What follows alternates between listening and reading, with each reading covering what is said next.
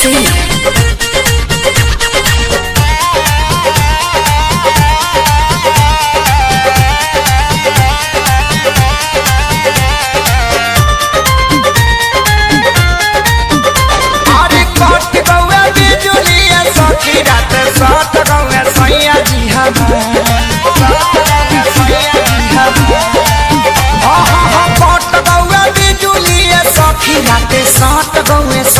जी हमार धरी के कमरिया पलंग पलट गौए सैया जी हमार धरी के कमरिया पलंग पलट गौए सैया जी हमार।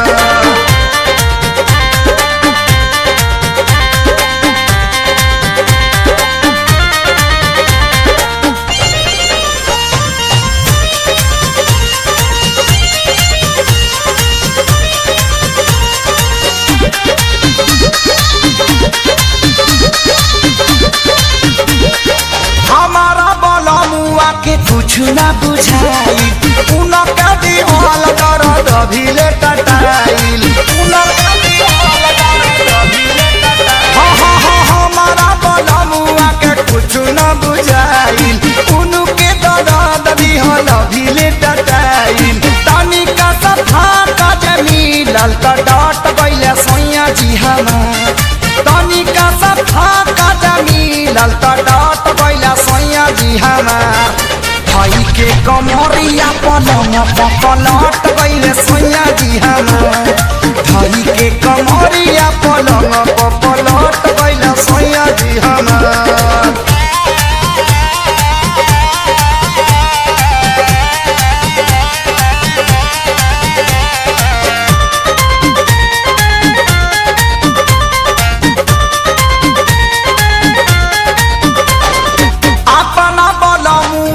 कैसे हटाई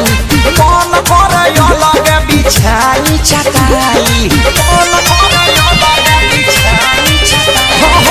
अपना बलमुआ के कैसे हटाई मन करे लगे बिछाई चटाई हो खतरा जरिया झट से हट गए सैया जी हमार हो खतरा जरिया झट से हट गए सैया जी हमार भाई के कमरिया पलंग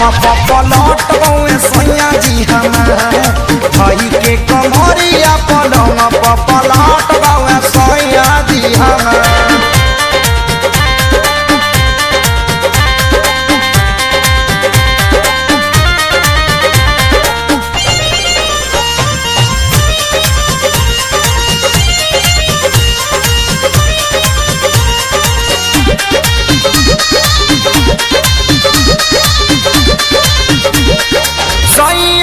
सारी बढ़ाइले बीमारी दीवारा पवन दिखलस खोल के केवारी दीवारा पवन दिखलस खोल के केवारी सैया के सारी बढ़ाइले बीमारी शंकर आपू देखले खोल के केवारी ओतने ही देरिया में हम से सलट गइले सैया जी हमार ओतने ही देरिया में हम से सलट गइले सैया जी हमार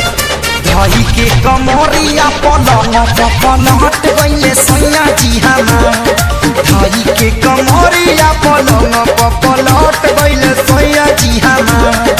पट गौए बिजुलिए सखी राते सट गौए सैया जी हमार भाई के कमरिया पलंग पलट गौए सैया जी हमार भाई के कमरिया पलंग पलट गौए सैया जी हमार।